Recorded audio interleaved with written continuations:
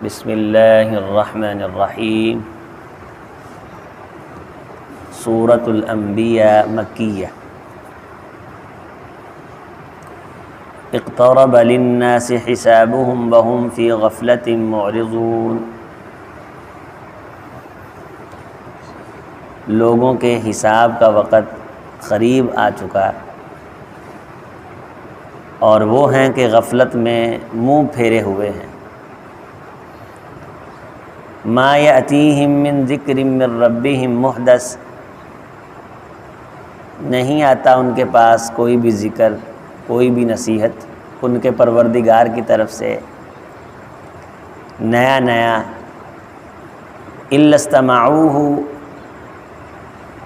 نہیں وہ سنتے مگر اس کو اس حالت میں کہ وہم یلعبون، وہ کھیل رہے ہوتے ہیں۔ ہر چیز کو کھیل سمجھتے ہیں اور آئی گئی سمجھتے ہیں، سن لی ٹھیک ہے، نہ سنی تب بھی ٹھیک ہے، مرضی ہے۔ لاہیۃً قلوبہم، دل فضولیات میں الجھے ہوئے ہیں۔ وَأَسَرُّوا النَّجْوَىٰ الَّذِينَ ظَلَمُوا هَلْ هَٰذَا إِلَّا بَشَرٌ مِثْلُكُمْ۔ وَأَسَرُّوا النَّجْوَىٰ، اور یہ لوگ سرگوشی کر رہے ہیں کانوں میں۔ یہ جو ظالم ہیں، مشرکین مکہ کی طرف اشارہ ہے ان آیات میں کہ آپس میں کانا بھونسی کرتے ہیں اور ایک دوسرے کے کان میں کہتے ہیں هَلْ هَٰذَا إِلَّا بَشَرٌ مِثْلُكُمْ، یہ تمہارے جیسا ایک بشر ہے، تمہارے جیسا ایک انسان ہے۔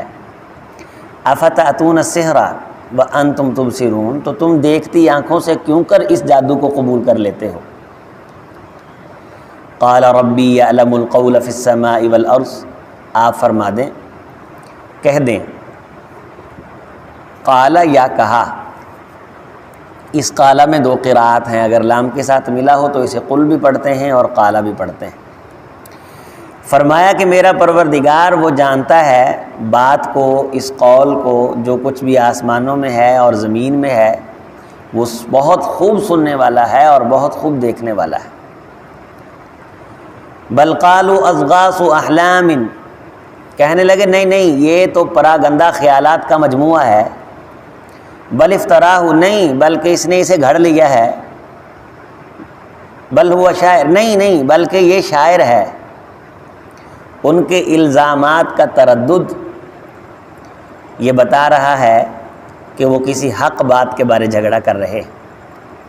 فَلْيَأْتِنَا بِآیَةٍ كَمَا أُرْسِلَ الْأَوَّلُونَ، تو ہمارے پاس یہ نشانی کیوں نہیں لاتا جیسے کہ پہلے بھی رسول بھیجے گئے ہیں، تو یہ بھی کوئی نہ کوئی نشانی ہمارے سامنے لائے تو ہم تب اس پہ ایمان لائیں۔ اللہ نے نشانی کیا بیان فرمائی ہے؟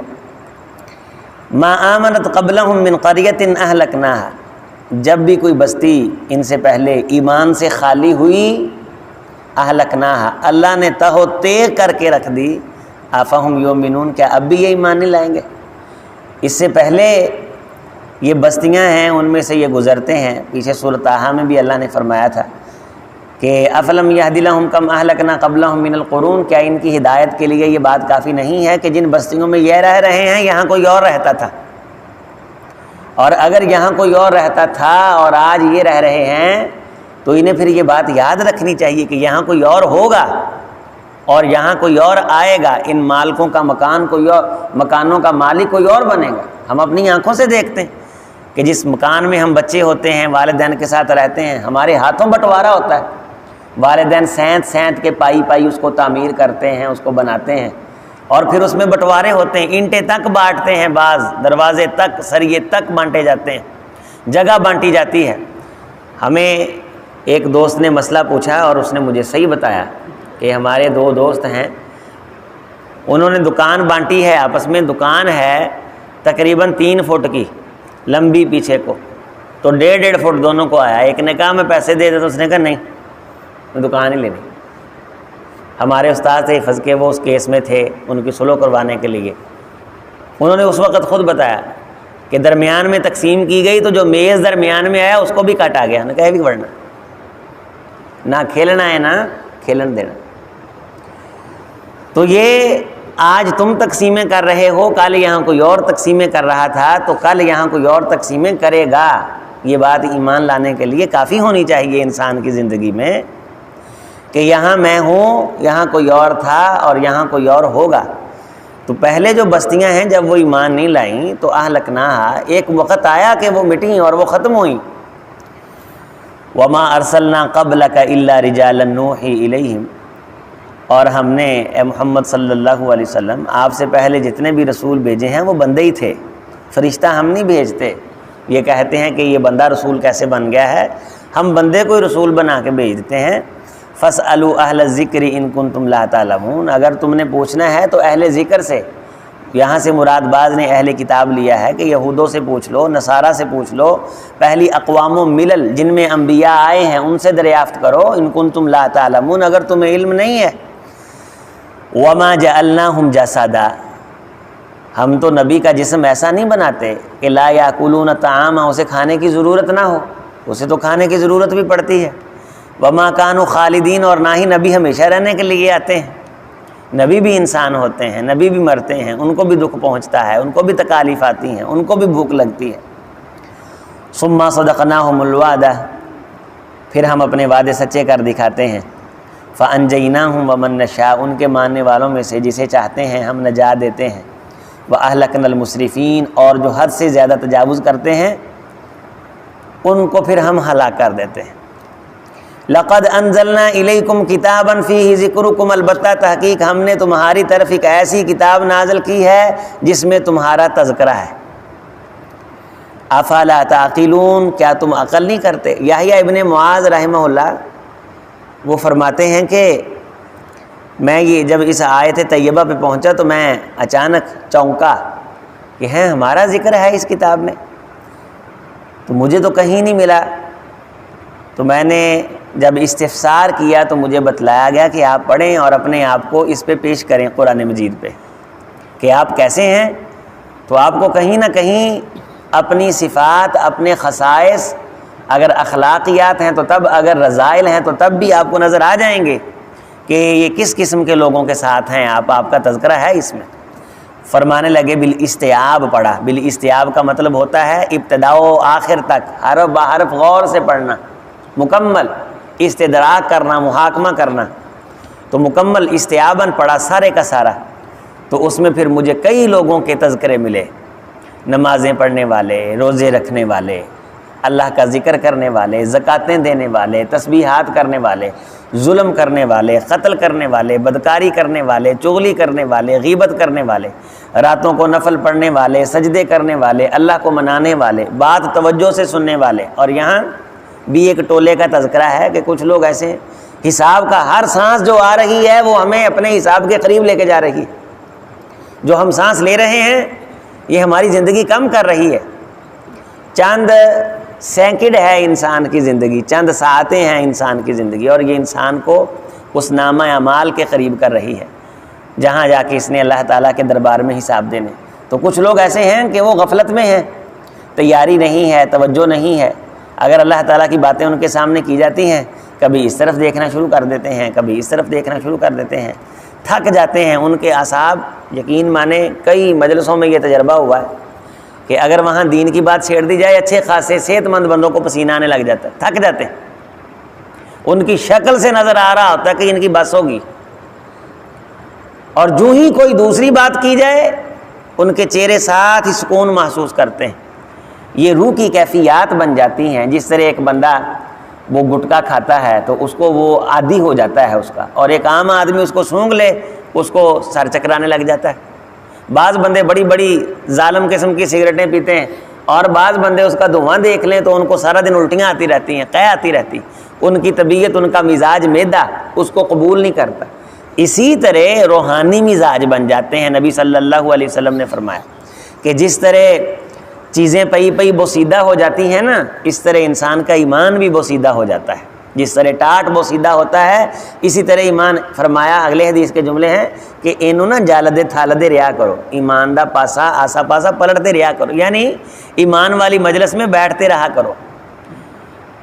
ایک دوست تھا، وہ دوستوں کے ساتھ بیٹھتا تھا اور باتیں شاتیں کرتا تھا. جہاں بندے اکٹھے بیٹھتے ہیں تو باتیں شاتیں ہوتی ہیں, کبھی کسی پہ زیادتی بھی ہو جاتی ہے, کوئی جگت بازی بھی کر دیتا ہے. باہر غرض وہ روٹھ گیا اور گھر میں بیٹھ گیا, مجلس میں اس نے آنا چھوڑ دیا. کہتے ہیں کہ ایک بزرگ اس کے پاس گئے, سردیوں کا موسم تھا, ٹھٹھرتی رات تھی, تو آگ دہک رہی تھی, آگ تاپ رہا تھا, وہ سیک رہا تھا آگ کو. تو وہ اس کے پاس بیٹھ گئے, جا کے سلام دعا ہوئی تو اس نے جو آگ ہے اس میں سے ایک انگارہ اٹھا کے سائڈ پہ کر دیا. وہ انگارہ آہستہ آہستہ آہستہ بجھنے لگ گیا, بالآخر بجھ گیا. اور پھر یہ ہوا کہ اس نے وہی انگارہ اٹھایا, انگاروں میں پھینک دیا, تو آہستہ آہستہ اس نے تپش پکڑی اور وہ دہکنے لگ گیا. جب وہ بزرگ جانے لگے تو وہ شخص کہنے لگا کہ مجھے خاموش پیغام دینے کا بہت شکریہ. جب انسان کسی مجلس سے جدا ہوتا ہے تو وہ اسی طرح ہو جاتا ہے. اسی مثال کو اللہ تعالیٰ نے آگے بیان فرمایا ہے, خامدین. جب یہ دین کی مجلس چھوڑیں گے تو ہم انہیں بجھا ہوا شعلہ بنا دیں گے. وہ بجھ کر کے جو راکھ بن جاتا ہے, جو اپنے لشکر سے جدا ہو جاتا ہے, جو اپنے اجتماع سے انفرادیت اختیار کر لیتا ہے, اور جو پتی پھول سے کٹ جاتی ہے, ٹوٹ جاتی ہے, وہ مسل دی جاتی ہے, اس میں وہ خوبصورتی نہیں رہتی. اور جو پہاڑ سے اوپر سے کنکر لڑکھ جائے نا نیچے, وہ پھر چوٹی نہیں بنتا, وہ ٹھوکروں کی نظر ہو جاتا ہے. اور جو قطرہ سمندر سے کہتے ہیں باہر آ جائے, وہ خشک ہو جاتا ہے, اس میں سمندر کا جلال اور طغیانی نہیں آتی. فرد قائم ربط ملت سے ہے تنہا کچھ نہیں, موج ہے دریا میں بیرون دریا کچھ نہیں. تو جب انسان یہ چاہتا ہے کہ اس کی روح اس کو قبول کرے, یہ میں اس کی تفسیر آپ کے سامنے رکھ رہا ہوں کہ وہ تھکے تھکے سے ہوتے ہیں. جب یہ بات ان کے سامنے رکھی جاتی ہے تو تازگی اور نشاط کے لیے ضروری ہے کہ روحانی مجالس کا اپنے گھروں میں بھی انعقاد کیا جائے. اپنے گھروں میں روحانی مجالس کا انعقاد کیا جائے. خواتین پردے میں بیٹھ کے ان روحانی, یہ ایک ہے نا موبائل, اس میں کہتے ہیں سب کچھ آ گیا, نہیں. جہاں روحانی مجلس ہوتی ہے اس مجلس کی برکت سے وہاں اللہ کی رحمتیں اترتی ہیں. ما من قوم یتدارسونہ بینہم الا حفتہم الملائکہ. جب کہیں قوم بیٹھ کے روحانی مجلس کا انعقاد کرتی ہے اللہ کی باتیں کرنے کے لیے, تو وہاں اللہ تعالیٰ کی رحمت کے فرشتے بھی آ جاتے ہیں. پھر وہاں نزلت علیہم السکینہ, اللہ تعالیٰ کی طرف سے سکون آتا ہے. اب یہ مجالس ختم ہو گئی گھروں کے اندر. ان مجالس کا ایک تو ہیں بدعات والی مجالسیں, خرافات والی مجالسیں. ہم نے اس کی مخالفت کرتے کرتے جو صحیح مجالس ہوا کرتی تھیں, صحابہ کرام اللہ کے رسول کو گھروں میں بلاتے تھے صلی اللہ علیہ وسلم, مجالس ہوتی تھیں اور لوگ وہاں پوچھتے تھے, سیکھتے تھے. اور صحابی یہ جاتے جاتے کہہ جاتے, اللہ کے رسول آپ تشریف تو لائے ہیں, ہمارے گھر میں تو نفل ہی پڑ جائیں. نبی صلی اللہ علیہ وسلم نفل پڑ جاتے, پانی دم کروا لیتے. نبی صلی اللہ علیہ وسلم جب آپ کو بچھو نے ڈسا ہے تو آپ نے پانی کے ساتھ دم کیا ہے, پھونک ماری ہے. بعض کہتے ہیں پانی کو پھونک مارنا منع ہے, یہ نہیں, ماری ہے پھونک نبی صلی اللہ علیہ وسلم نے پانی کو دم کر کے. آپ دو نفل پڑ جاتے تو صحابی رسول پھر اس کے گرد چھوٹی چھوٹی باؤنڈری بنا دیتے اور فرما دیتے کہ بھئی اس جگہ پہ تم نے اگر داخل ہونا ہے تو صرف نماز پڑھنی ہے, چونکہ یہاں محمد رسول اللہ صلی اللہ علیہ وسلم دو نفل پڑھ گئے ہیں, یہاں کوئی اور کام نہیں کرنا. تو یہ مجالس منعقد ہوتی تھیں جس سے روح تازہ ہوتی تھی. اور یہاں روحیں جب وہ سیدھا ہوتی ہیں, لاہیتن قلوبہم, دل فضولیات میں الجھے ہوتے ہیں, تو پھر انسان کو یہ باتیں بوجھ لگنے لگ جاتی ہیں. تو پھر اسے لگتا ہے یہ اس میں کون سی نئی بات ہے, ایک جیاں گلاں اللہ روزانہ کہی جاتا ہے, دہرائی جاتا ہے اللہ تعالیٰ بار بار. تو مطلب ہی یہی ہے نا کہ بندہ پلٹے, حق کو قبول کرے, پھر دن کے اندر جا کے غافل ہوا تو پھر واپس آئے, پھر یہ حق سن لے, پھر توجہ کر لے, پھر بات کو مان لے, تسلیم کر لے, نمازیں پڑھے, روزے رکھے, اللہ تعالیٰ کی فرما برداری کرے. اور اس میں ہمیں جب قرآن مجید کی تلاوت کریں تو اپنے آپ کو تلاش کرنا چاہیے. یہ حتمی کتاب ہے, آپ ابھی اپنے آپ کو اس میں تلاش کر لیں. قیامت کے دن کے انتظار کی کوئی ضرورت نہیں ہے کہ میرے ساتھ کیا ہوگا. اس میں اللہ نے بتلایا ہے کہ ایسے شخص کے ساتھ یہ ہوگا, ایسے شخص کے ساتھ یہ ہوگا, ایسے شخص کے ساتھ تفصیلاً بتلا دیا. اگر آپ چاہتے ہیں کہ ہمیں معلوم ہو کہ ہم کس طبقے میں ہیں, تو یہ کتاب دنیا میں ہمیں انفارم کرتی ہے. افمن شرح اللہ صدرہ للاسلام فہو علی نور من ربی, جس بندے کا سینہ اللہ تعالیٰ کھول دے وہ دنیا میں اللہ کی طرف سے نور پہ ہے، ورنہ تو قیامت کے دن نور ملے گا نا۔ سورۃ الحدید میں ہے کہ قیامت کے دن اللہ تعالیٰ لوگوں کو نور عطا کریں گے، اور کچھ کہیں گے اللہ ہمارا نور کم ہے، اتمم لنا نورنا، ہمارا نور پورا کر دے، اور کچھ یہ کہیں گے نقتبس من نورکم، یار اپنے نور سے تھوڑا سا ہمیں بھی دے دو۔ تو یہ قیامت کے دن کا تذکرہ ہے کہ قیامت کے دن لوگوں کو اللہ تعالیٰ نور اتنا دیں گے جتنا ان کے پاس دین ہوگا، اور دنیا میں ہم آپ پرکھ سکتے ہیں کہ ہمیں کتنا نور ملے گا۔ افمن شرح اللہ صدرہ للاسلام، اگر تو سینہ اسلام کی باتوں کے لیے کھل جاتا ہے، مزہ آتا ہے، لطف آتا ہے روحانی مجالس میں بیٹھنے کا، تو فہو علی نور من ربی، وہ بندہ قیامت کے دن کا انتظار نہ کرے، وہ سمجھ لے کہ وہ ابھی سے نور پر ہے۔ تو یہ اللہ تعالیٰ نے جو تذکرے فرمائے ہیں قرآن مجید میں میرے آپ کے، تو ہمیں پڑھتے پڑھتے کہیں نہ کہیں وہ بات مل جانی چاہیے جس بات کے ذریعے سے ہماری اصلاح ہو اور ہم اس طرف توجہ کریں۔ اللہ تعالیٰ ہمیں قرآن و سنت کو پڑھنے والا، سمجھنے والا بنائے، ان آیات بینات پہ اللہ غور کرنے کی توفیق دے۔ والسلام ورحمۃ اللہ وبرکاتہ۔